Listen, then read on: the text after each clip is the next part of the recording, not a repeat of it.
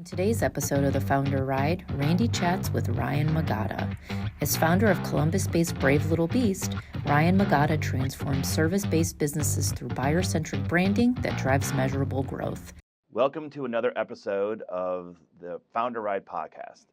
Today, I'm super excited to have Ryan Magada here to talk a little bit about his business journey. For full disclosure, and it's with Brave Little Beast. For full disclosure, they did all of our websites, which I think is both of our websites, right? Yep. And we're super pleased with the work he did.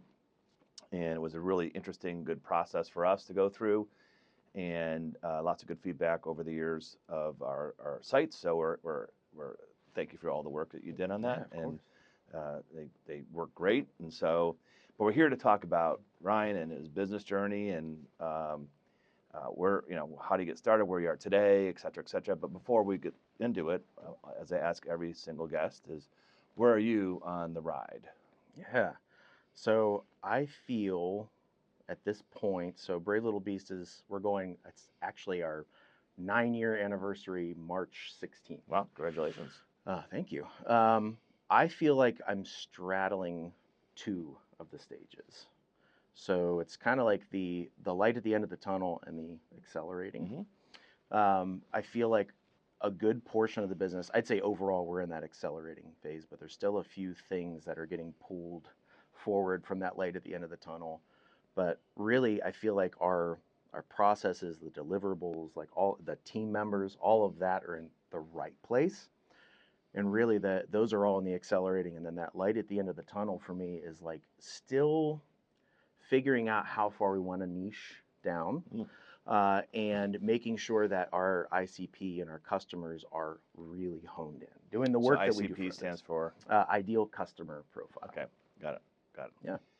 So talk to me about, I love, of course, focusing on first generation entrepreneurs. I love niches.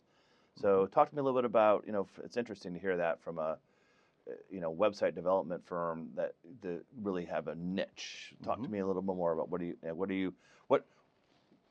what does an ideal niche look like to you? Yeah. And then also a follow-up question is like, what type of things don't look good for you? Yeah, no, that's a great question. So really as yes, we do websites. We are a branding agency. And so really when we look at the niche that we're working in now was not really what we set out to do, which is probably every single business you've ever talked to. I think there's a danger in niching down too early. I think you want to be somewhat broad and then really see what patterns emerge and lean into that.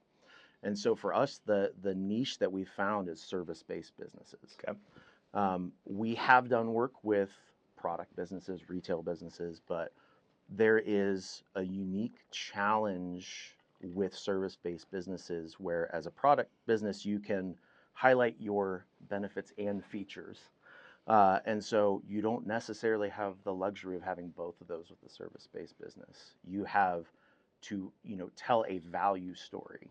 And so in working with all of our different clients, from dentists to doctors to security consultants to there's lots of different companies that we worked with, and it just really kind of happened on its own where that niching down was like, really, we're really good at working with service-based businesses because we can help them. Our processes are tuned to help them tell that value story, right? And help them become magnetic to their always buyers. Got it. So that all makes sense to me. So how are you different than other firms like yours? Yeah. How do you differentiate yourself? That's great. So I always summarize it into 3 key differentiators. One is the fact that we are service-based. So we are really focused on serving businesses in the service industry. The second piece is that we build buyer-centric brands, and I'll go into a little bit more detail about what that is. And the third piece is that we are revenue-minded in our approach. So the buyer-centric piece, a lot of brands, when they start, somebody had an idea for a product or a service that they're like, I think I can sell this and make money. The heart of every business. And so they build out whatever that product service package is. They brand it.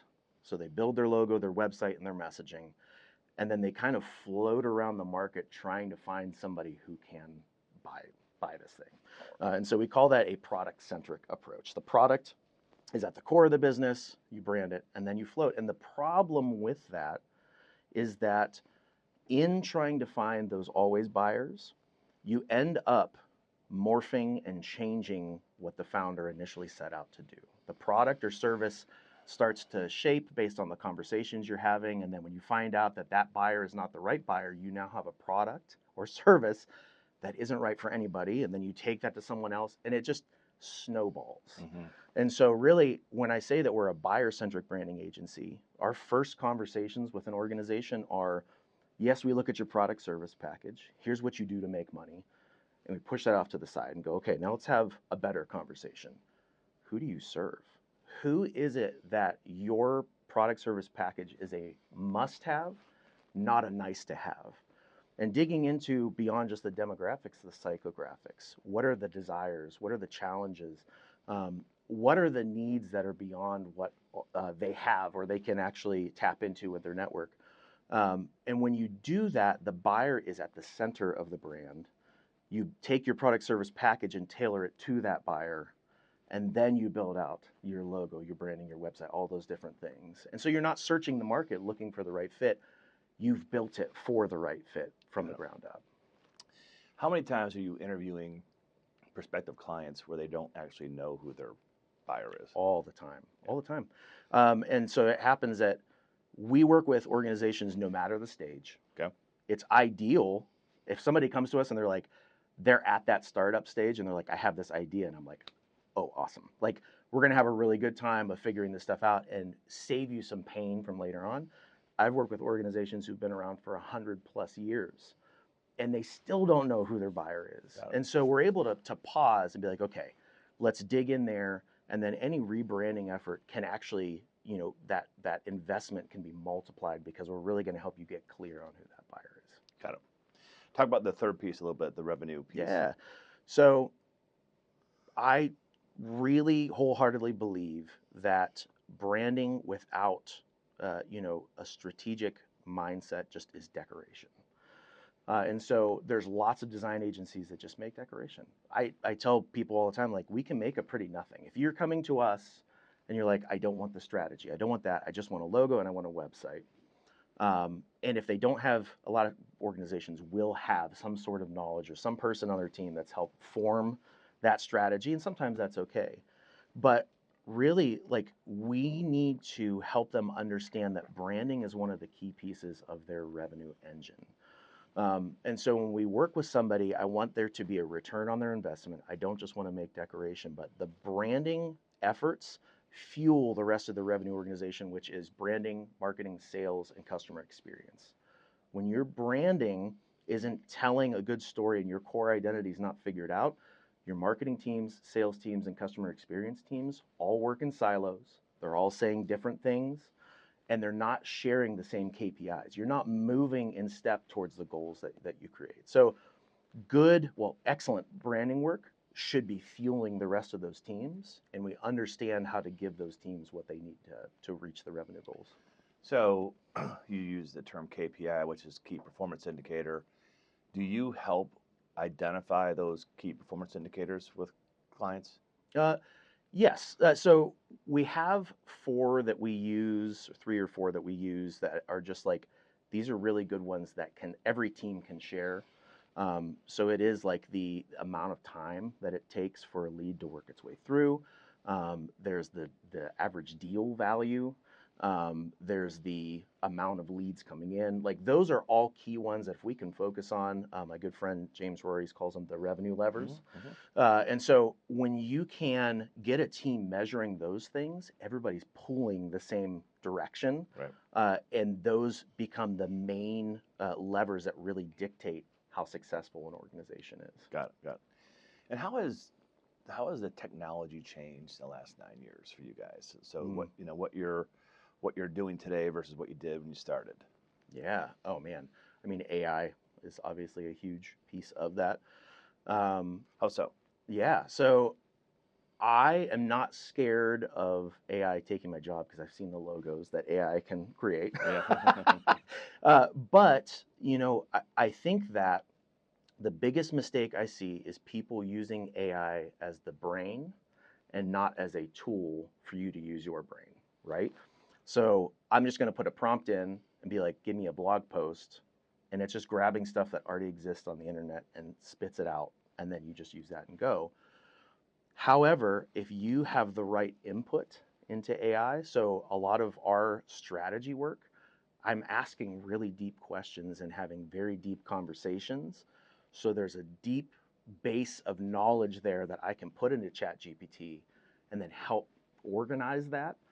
That's been amazing. That saves so much time and effort in summarizing things and really training the model too. Like, so I love ChatGPT is great with the projects feature. Being able to have a folder or a project for a brand that we're working with. And so through all the steps of working on core identity, verbal, all of that, we're putting that stuff in, and I can ask it questions about the conversations that we've had, and the output is like spot on. So really, it's like I think that utilizing AI in that way, where the input, what we're putting into it, is based on our expertise and knowledge, that's key. And not just expecting it to give you the goodies of like, oh, this is going to work. This is a marketing strategy that works. Got it. How else has technology changed over time? Yeah.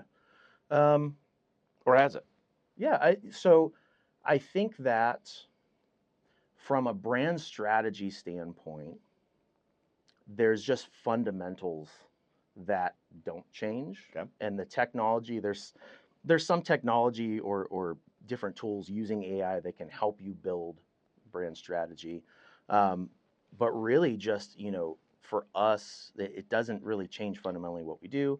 On the design side and the web side, there's some great tools. I mean, even for figuring out SEO, keyword research, all of those things of how once we build a beautiful site, do we get people onto the site? Really, again, going back to AI is probably the biggest thing that you talk about. Yeah, it's like having that knowledge to be able to scan a site and go like, hey, there's some opportunities here to be more indexable by Google if you do this, this, and this, without having to necessarily fully hire an SEO expert. It's been good. And where do you see, technology and websites 2 years from today? What should we be thinking about now? That because my take is business moves so quickly, moves so fast. It's moving faster and faster and faster. And having spent some time with my daughter this weekend and some of her friends, like just remarkable how much they live on technology and how many decisions they make. I mean, there's a website or app called Belly. Do you know Belly? Mm-hmm. Yeah. So like every meal that we, were considering, they were going to Belly first to see, and it was great. It worked, and so I feel like there's, number one, technology itself is evolving very quickly. Artificial intelligence is definitely making us all behave differently and use it in different ways. But then there's this generational dynamic where younger folks have only ever used it, right? And so it's also just floored at how much the location sharing, like where's Abby? Like they all know where Abby is, So like, wow, that doesn't sound very cool. But the point being, what do you see? What's your crystal ball say for 2 years, from today on how technology uses, technology itself, or what's going to be different? How's it going to evolve? I see technology being able to influence buyer experiences, which is exactly what you're talking about. And so there's new channels, new ways to interact with people that are live scenarios because everybody has their mobile device. I see that going here and then coming back to more of a human-centered approach, which is constantly what happens with technology. We lean too far into the robots and then realize that people want human connection, and then we have to dial it back. And that's how it progresses. It moves forward, and AI becomes better because of that. But I see a lot of brands really leaning into almost, congesting their experiences with too much because there's so much technology that's available. Even from, it used to be like several years ago, like they had the little Bluetooth beacons. Like, so for an eye doctor, if somebody drives by, you can be like, oh, Google, like tell them to get an ad because they drove by Breslow Eye Care or whatever it is, which can be a little bit creepy, Yeah, sure. right? Yeah. I think that AI and a lot of the technology has a lot of creepy aspects. There's one tool called Gong. I don't know if you ever, so Gong can look at these, you know how they have the LinkedIn databases, Zoom Info, any of those. It can look at who's visiting the site from what IP, from what business, and actually tailor the content on your site instantly when they load the page to be for their specific industry, their specific business. You can target them, which is very off-putting. Yeah, right. And so you look at it from a different computer, be like, wait, I was showing my boss, and this didn't show up like this on my other computer that was at work. So there's a fine line between like, leveraging what's available and creating an experience that's right for your brand and trying to grab a hold of every single bit of technology and overwhelming the buyer, which can turn people off. Sure. All right. Well, I certainly look forward to that evolution. How Yeah. it, and I'll have to make sure I don't have my Bluetooth on my other places. All right. So a question I've always wanted to ask you, I can't believe I haven't asked. Where does the name Brave Little Beast come from? Oh man, it's a good story. So, I've been doing, I've been branding companies for 15 years. Yep. I was a solopreneur. I had a business partner for a little bit, and in 2016, I went back out as a solopreneur. Had no intention of, having a team. You can ask one of my good buddies, Chris McAllister. I was like, that's it. It's just me. Like after having a partner, I'm like, I don't want that pressure to be able to make decisions and have my own vision, and all that is super important to me. And so when I left the partnership that I had built, I literally was going to go out as Ryan Magada LLC, and was just like, I don't really care about the name, all that. And I had built this brand called Brave Little Beast for me to just design merch with. I was like, I want to make some cool T-shirts on Cotton Bureau or something like that. And so the name was really about me. And so Brave Little Beast was like, I felt like I was the Brave Little Beast. I left a sure thing gig that was bringing in 6 figures to go out on my own. And I was like, yeah, this is kind of cool. I'll design some merch. And Chris was like, okay, so hold on. You're going to go out as Ryan Magada LLC, but you've got Brave Little Beast sitting right here. He's like, I think you're making a mistake. And I was like, okay, I think you're right. I think this is a cooler way to approach the market. And so in using that name, I really feel like the definition has shifted from me to the people that we work with over the years, because, other entrepreneurs, other founders, CEOs, they're the brave little beasts. Sure. And so we are really a champion for them to feel that bravery in the face of all the fear and all the voices and all the anxiety. And I mean, the diagram that you have with the founders, that's exactly it. It's amazing 1 minute and absolutely terrifying the next, and you're always one email away from that. Yep. So funny. I mean, and I hope he's listening, because I will once again take a shot at him. But when we used to be called Gerber Financial Advisors, when we did financial planning for anybody and everybody, and we hired Troy Allen, who at the time owned a branding firm called Elevate Thinking. And one of my conditions was that I want to drop the name Gerber from the title, And we went through a whole branding process with him, and you inherited some of the problems, obviously, that are not negotiable. And after all this time and money, came up with the name Gerber LLC. And so I'm still frustrated by that, Troy, in case you're listening. But we're too pregnant now to change it, so we're sticking with it. But so talk to me a little bit about the sure gig you left. Like, what was a sure gig, and why'd you leave? And walk me through that. Yeah. So, my background, I was actually a pastor for most of my life. Okay. I was a pastor, creative director, had some church experiences that were not great. Pastors embezzling money, and that'd be tough. Yeah, and just like overall, just emotional abuse. And so my last opportunity as a pastor was took me down to Harrisonburg, Virginia, and we were down there for about 10 months. The pastor he was awful.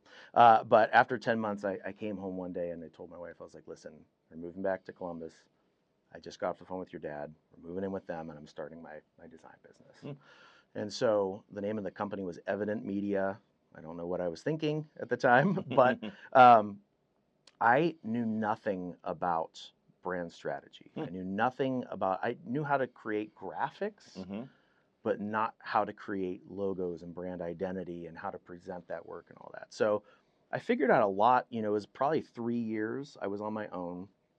I met my business partner at an event, and really we just kind of clicked. And he had taken the proper approach of going to college and then having some internships, and really he knew how to present and build a brand identity. And so I learned a lot from him. It was awesome. And so, over the course of us building a business, it came down to the fact that as 50-50 partners, not one of us could really lead. And so it got to the point where we just had different visions for what the business could be or what we wanted it to be. And I basically was just like, hey man, take the keys. I'm going to hop out and go do something different.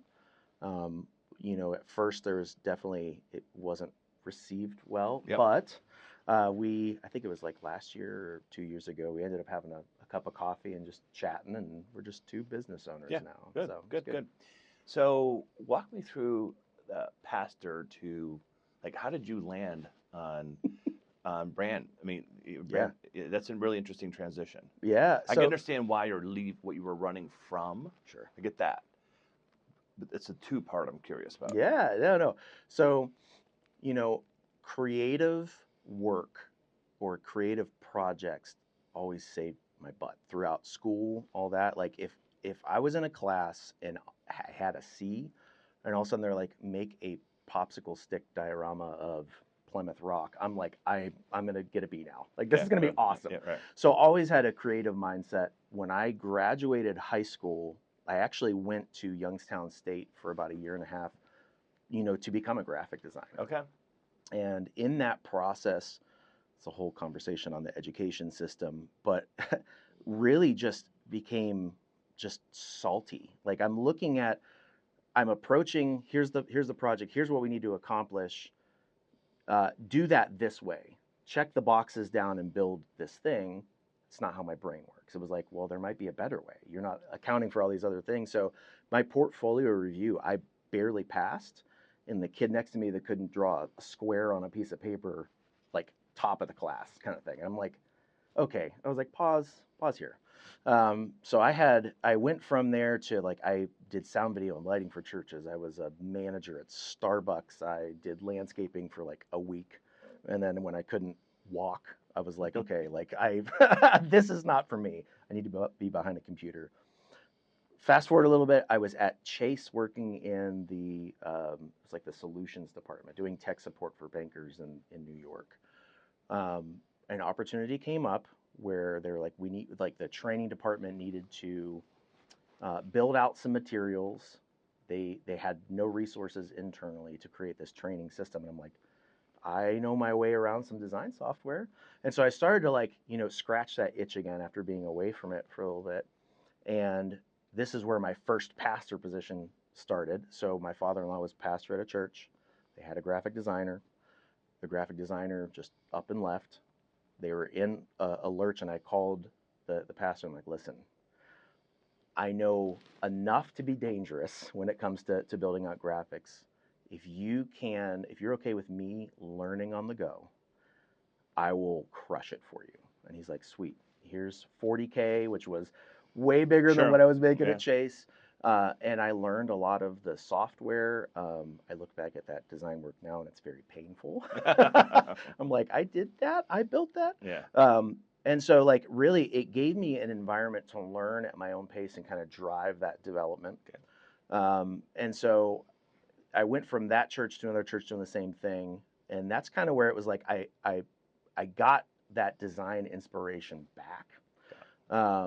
and then it formed into the businesses. And now the funny part is, and my wife is sad about this, I don't do design work anymore.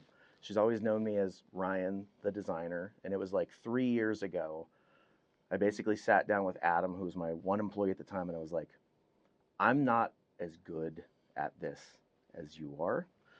And I need to stop wasting our time and energy and resources doing this. Strategy is my gifting.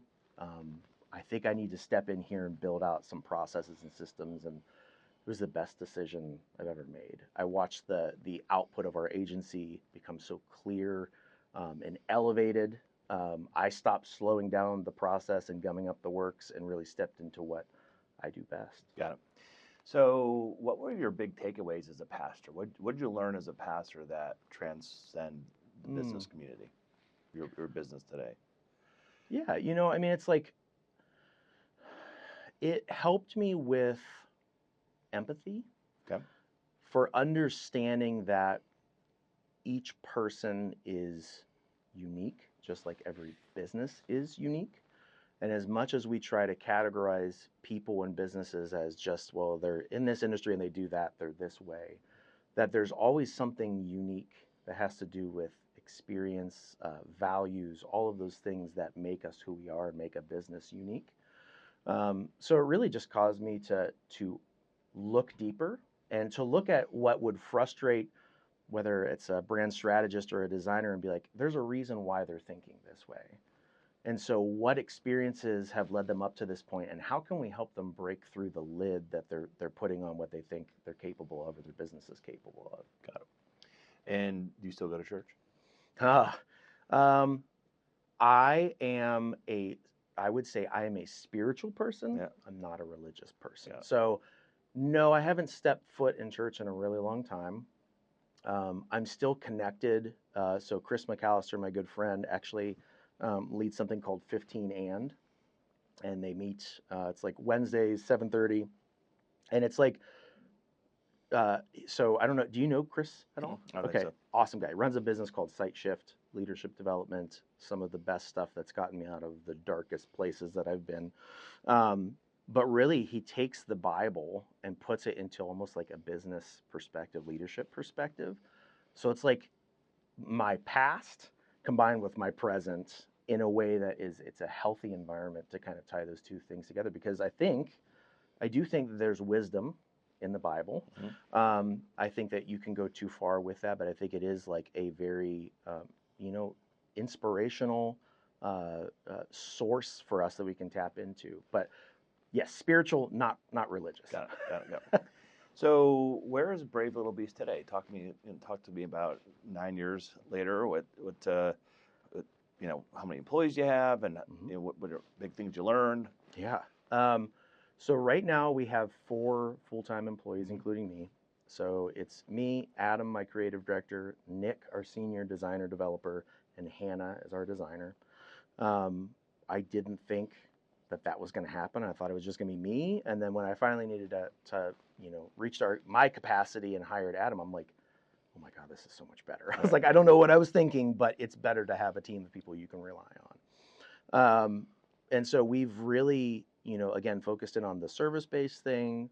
Our processes are something that we've invested so much time and energy into. One of the things I've learned is that people buy processes, not deliverables. And so if you have a solid process and you can show that, that's an edge.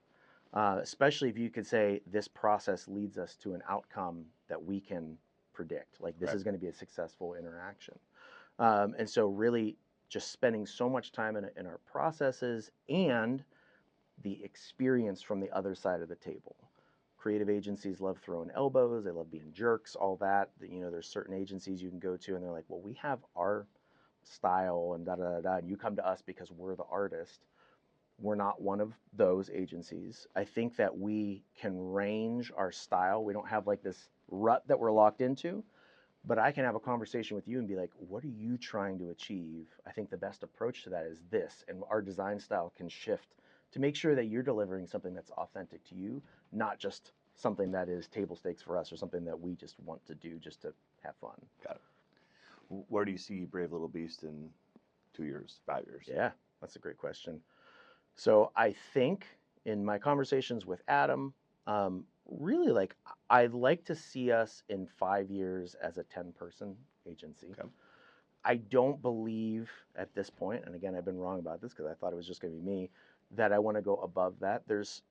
I have agency friends, and I've read a lot of stories where there's this line at 10 where all of a sudden you have to start to feed the shark. If you go over that, overhead kind of goes up, and you have to start to depart a little bit from processes. I've seen people do it really well, and that's not everybody, but you know, that's kind of the size that we want to stay at. I think, you know, as we've built, I've tried everything, you know, as entrepreneurs do. When I first got started, it was like, yeah, we do motion graphics, photography, video, like logos, websites, all of those things. We don't do that anymore. We build brand identities through 4 pieces. We believe that's the core identity, the verbal identity, the visual identity, and the digital identity. Those 4 pieces make a complete brand identity. And that's our lane. We don't want to get into digital marketing. We have partners that do that. Video, all of those things. We've found partners that fill in the gaps, and we know what we're really good at. And I don't see that changing. That is something that we've fought really hard to build out. And that's kind of that part when we look at, you know, the ride, that accelerating piece is really because of the time we've invested into our processes and really figuring out the things that we don't want to do and where we don't want to grow into. You know, we put a lot of effort there to figure that stuff out. Got it.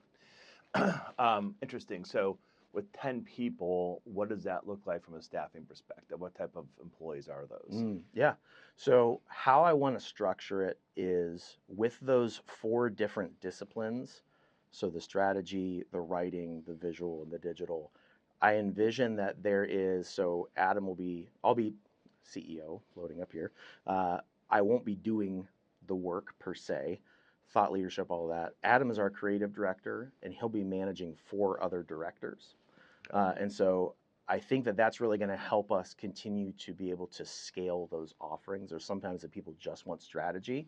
And if I'm tied up on other projects, having a director there and other brand strategists underneath them. But those buckets are going to be how we structure the organization, having directors there, and then designers, writers, developers, strategists, all those are underneath those directors. Got it. So the question I'm going to ask now is specific to Brave Little Beast, not your transition from the partner. What's been the biggest challenge for you with Brave Little Beast? I think seeing the value that I can deliver and being able to charge what that's actually worth. And I get that takes time, right? Because the value that we can deliver increases over time with experience. But at each step, the challenge for me is I like to see myself as a generous guy. I like to help out as many people as possible. And as you're growing a business, that has to look different at each stage. I can't just be spending all my time helping people for free.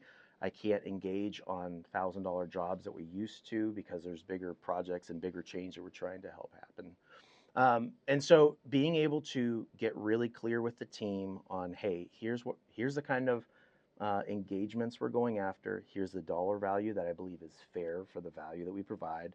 And then not getting too big for our britches where we're trying to stretch that so far that somebody's like, you were 3 times the amount of somebody else and you're delivering the same work. Those things have been a challenge, and I think we've faced them pretty well. You know, we've, again, the zigzag of the journey like you had of like sometimes we do get a little bit overzealous and charge here and then go, that was not the best move. Unless we can increase the value of what we're doing, we have to go back to what that pricing was before. Got it. What has surprised you on the upside the most? What do you mean by that? So, owning a business, you're dipping your toe into the pond of unknown, right? Oh, God, yeah. And so you know, as an entrepreneur, you're used to living in this world of uncertainty, right? And sometimes the uncertainty is frustrating, and sometimes the uncertainty is like, well, that was a really pleasant surprise. And my question is specifically around what have the pleasant surprises been through your entrepreneur journey? So being able to maintain the lifestyle that I want and have the business serve that, I didn't know if it was going to be able to happen. What I mean by that is, so Brave Little Beast, even as we have 4 people, we're potentially, going to be about $1 million this year in revenue. To be able to maintain the fact that family is most important. I am on the other side. I have 2 guys that have young kids, and they come in with the bags under their eyes and all that. And I'm like, I wish I could tell you it gets better. Like the pain just shifts to different areas as you have teenagers. But being able to maintain the fact that, hey, you got doctor's appointments, get out of here. Like, hey, there's other things going on in life. This is a piece of your life, not the whole of your life. And maintaining that as we've grown. We still work 7:30 a.m. to 3. We're out at 3. They don't work nights and weekends. That's been a huge win, and it's been hard fought. So there's Hard that. fought, how so? Yeah. So like, there's always more that can be done. There's always one more email that comes in, and so managing client expectations, communicating clearly about when we're working, stuff like that. Most of the time, it's not a problem. If there's an emergency, we're always there. I've seen my guys hop in, though I don't tell them to, at 6 p.m. because something happened with the website or whatever. But the reason why they do that is because of the culture that we've built, and they know that I'm not pressuring them. Family's so important. Hey, if you can't get it till tomorrow, I mean, I always tell them, like, there's no such thing as a design emergency. Like in what we're working in, like really, like something can wait till tomorrow. If somebody's website is broken, that's a different story. Right. But really, it's hard fought because we've had to prioritize that above. I know that we can grow faster if we just worked 80 hours a week. But that's not how we want to build the business. Yeah. So what do you do at 3:05? If I can, golf. All right. And not so well, but I'll go out to the course. What's your current handicap? Oh God, I don't know. No, I can't record that. There cannot be evidence. No, it's all the guys love golfing, and Hannah, our designer, actually loves roller coasters. Okay. So her big thing is like, if we're golfing, if we've crushed it for the week and it's noon, there's no appointments, and we're going out to the course. If it's early enough, it's pre-noon, she'll be like, I'm gonna try to get a couple rides in at Kings Island. She will bolt down there, and I'm like, that's crazy. All right. So it's home, sports, golf, all of those things, and golf is frustrating, but also so much fun. There's a reason why golf's a 4-letter word. There's no question about it. Exactly. No question about it. And so you said teenagers. How old are your kids?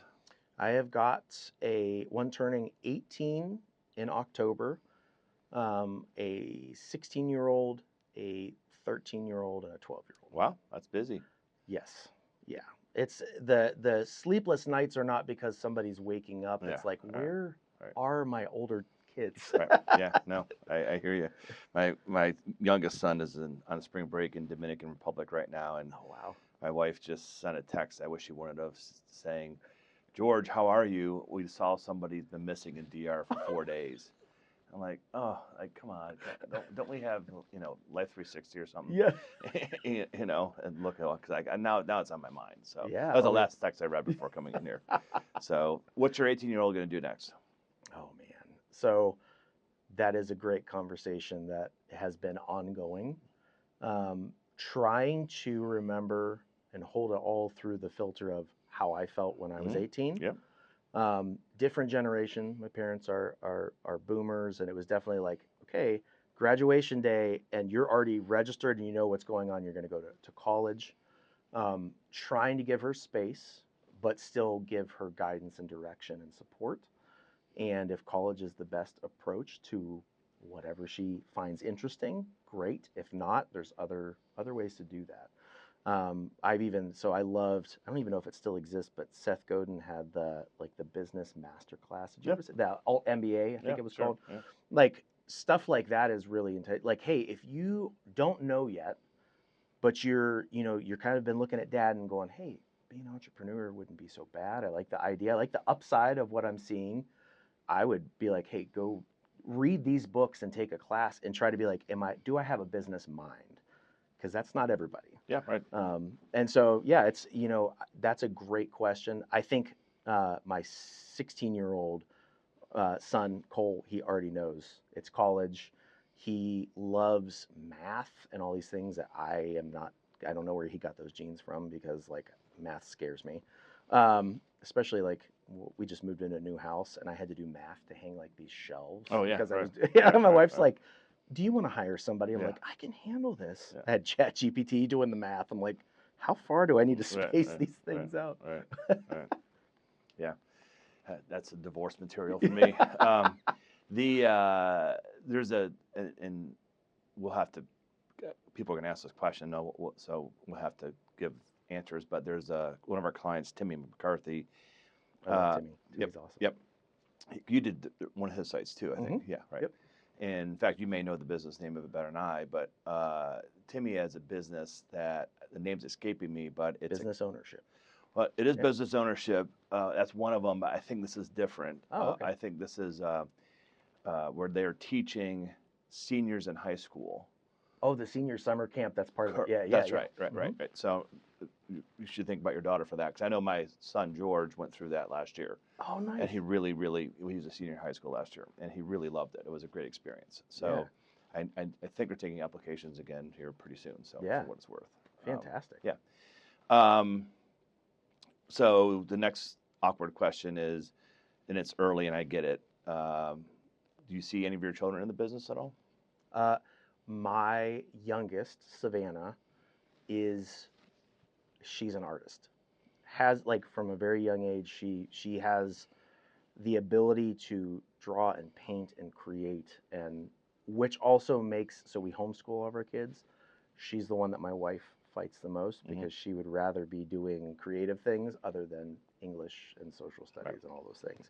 But she is hilarious because I've found her multiple times if I'm working at home and having a business meeting, she's outside my door taking notes. My wife thinks it's like the funniest thing because she'll be, ooh. All right. Nice. She'll be. Your wife knows you're talking about her.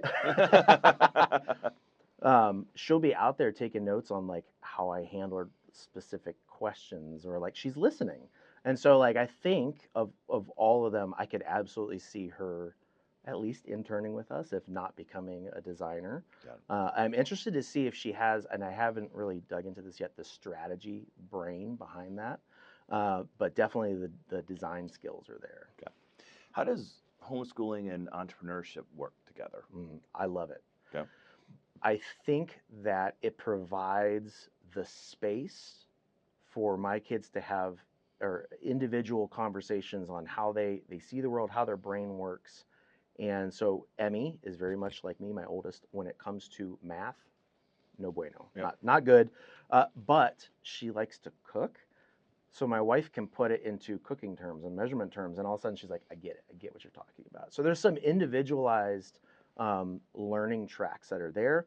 Also, one of the things that we've talked about, is kind of having like me teach some business classes to them. Just in general, how do you run a business? What are the things you need to think of? And so I've seen every single one of the kids at one point has had some sort of entrepreneurial bug or thought of, oh, so I can go get a job. Like they have jobs at Oakland Nursery right now, but they're like my middle son Britton was like, man, I love like car detailing, and he's like, what does that look like to? And he like priced out all of the equipment. Started looking at, and I was like, dude, if you charge $200 when you get your license and you went around, think about what it would look like to book 3 or 4 or 5 appointments a day for the course of a week. I was like, that's a really good salary. I was like, oh my gosh. So it's that individualized care and being able to slow down where we need to slow down and then accelerate rapidly where they would be stuck in a class learning something that they're bored with, be like, let's go ahead and skip you up a couple. Like math with Cole, he's like 3 levels beyond where he should be. He's taking college classes, all that. Awesome. Yeah. Yeah, I had my first business before I ever had a job was cutting grass, right? Not landscaping because I hated weeding, so I just cutting grass. But my second business, it really was kind of extension of my first, was car detailing. And the funny story is going to high school in Buffalo, New York, I would detail cars, and I don't remember what I charged, but it was way way too little. And but I would bring the car into my stepdad's garage, like, you know, in our house, and detail the cars. And then after a month of that, his electric bill went like, if it being in Buffalo, it was like quadrupled. So I actually lost money because I had The to overhead costs that you don't think through. Right. My first lesson, like, oh, detailing cars in the winter in Buffalo is probably not bright, you know, when it's all said and done, but hard lesson learned. So, all right. So wrapping up here, I guess you know, the cliche question I'm going to ask: what type of advice would you give aspiring entrepreneurs or even entrepreneurs in early stages of their business? They're in that intoxicating stage where they're super excited. What's some parting words of advice would you leave? Find the sweet spot between your gut and tested advice from people.